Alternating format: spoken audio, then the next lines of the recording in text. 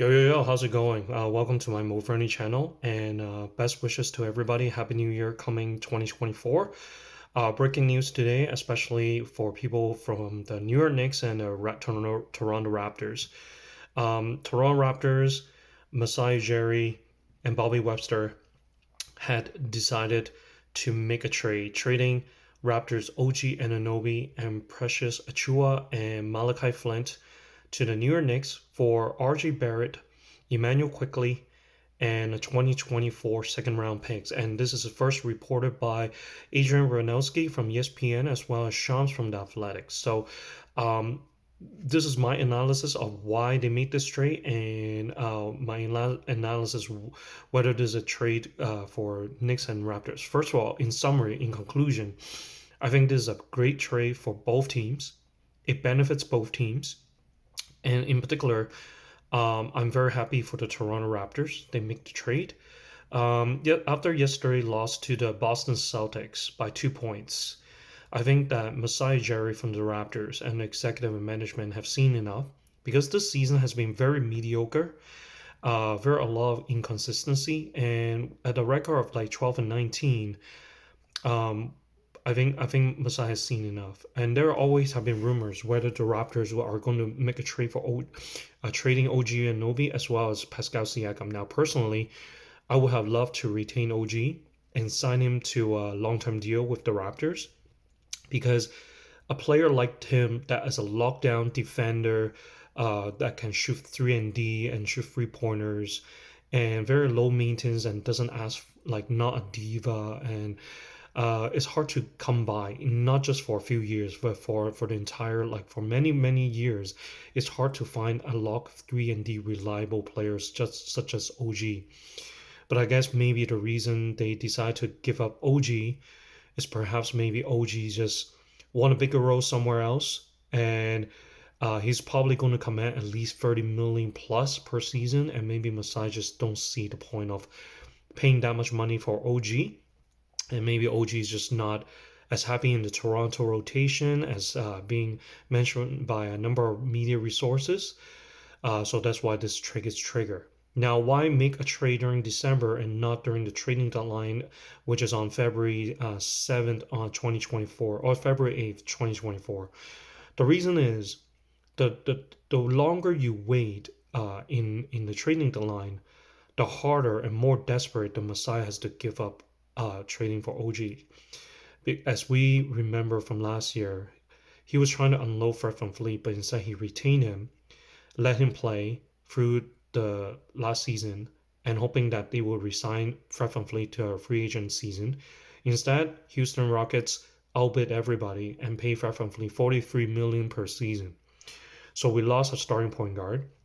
So I think Masai would not want to do the same thing by not trading anything in return if he thinks that OG or Siakam is not going to be with the Raptors.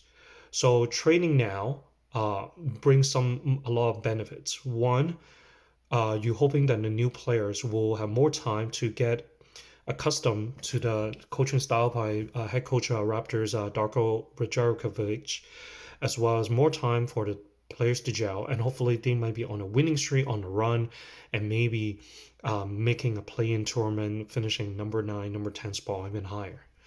And at the same time, you have a chance of getting more as much players' assets in return versus a bunch of NBA teams who wanted to trade for OG, but knowing the Messiah is desperate to get rid of him and get something in return, that most NBA teams are not going to give you a lot in return come trading deadline because the reasoning will be, why would I give up so many assets for you when I know that you desperately want to get something in return and not empty handed by trading OG? At the same time, OG's become a free agent end of the season. Why would I need to give up a lot of pieces, risking that he will just walk away?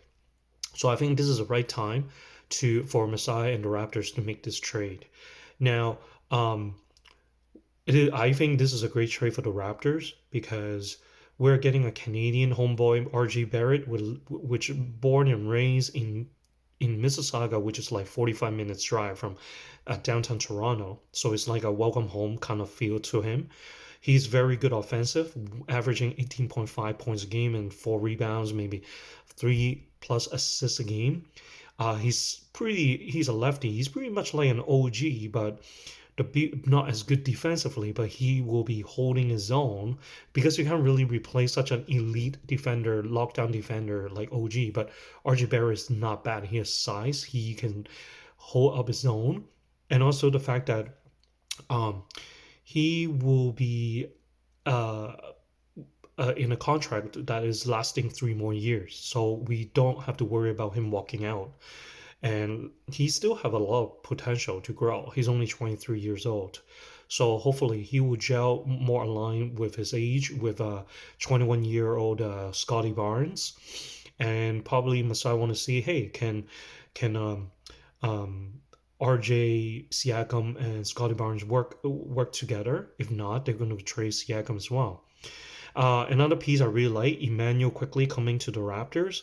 I really love his game ever since he in his rookie days with the Knicks, but back then he was very inconsistent. But he's very athletic. He can score. He can get into the paint. So I think ever since Fred VanVleet left the Raptors this year, we are struggling to find a very reliable, exciting starting point guard. And I think Manuel quickly surprisingly, coming off the bench and still average 15 points a game for the New York Knicks will give the team some Raptors some flexibility because he'll be coming off the bench to help the team, or he can start right away. And his rookie deal ends this season, so if he's doing well, then the Raptors can sign him with a new deal. So he could be a new starting point guard. So it's going to be a very exciting young core. We get reloaded with MP ready players, and if whether Emmanuel is going to start or going to be off the bench is great. And you can have Gary Trent Jr., you could have Dennis Schroeder on the second rotation. So our depth is going to be good. Now, in terms of going the other way, Precious Achua has not been doing well since last year, and he doesn't really get minutes this year. So it's not a major deal breaker for us, for the Raptors. And Malachi Flynn has been struggling ever since he got drafted by the Raptors.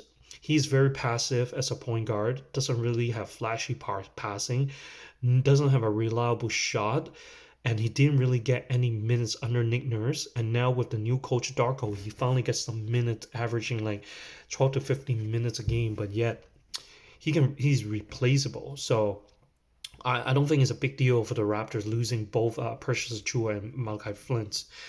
Would the Raptors do anything more? Perhaps maybe Masai's going to see if Siakam's going to do well with Scotty Barnes and coexist with Scotty, and also see how well Emmanuel quickly coordinate with Siakam, Spicy P, and Scotty. If it doesn't work, then I expect that Siakam probably go to trade to Sacramento Kings or Atlanta Hawks or other places, because right now RJ Barrett and Siakam and Scotty Barnes are really repetitive, redundant. So if you're going to have Scotty Barnes at power forward, RJ Barrett at small forward, Jakob Poeltl in the center, then you really have Siakam as one guy playing short shooting guards. So I think there's still room for trading Siakam so that RJ starts small forward and Scotty starts power forward and Poeltl in center, and then get something back in return for Siakam.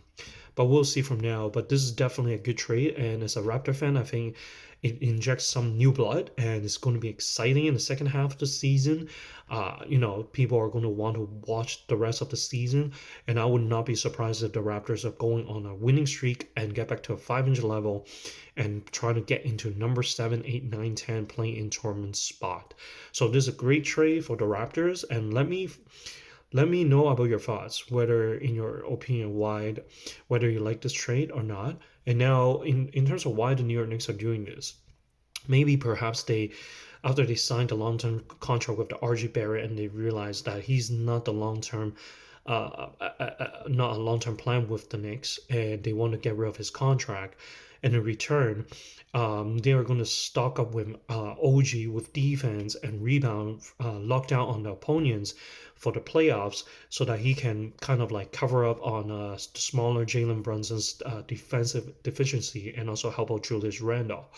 And also with Mitchell Robinson, who has been out for the season, having Precious Atua and OJ Anunoby is going to help bolster the front court and also provide some more defense and rebounding and block shots. And Malachi Flynn is just matching the salary going back and also to replace Emmanuel quickly in some way as a second point guard.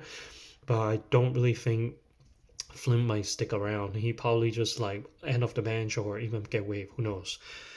Anyhow, I do feel New York Knicks. Perhaps it's kind of funny how they resigned RJ Barrett, didn't trade for Donovan Mitchell. Perhaps now, maybe next year, if they resign OG, that thing works, and then able to attract Donovan Mitchell. And this New York Knicks is a very up and coming, exciting team. Imagine you have Jalen Brunson, Jonathan Mitchell, OG Anunoby, and Julius Randolph. It's a sick team. And then with Mitchell Robinson coming next year.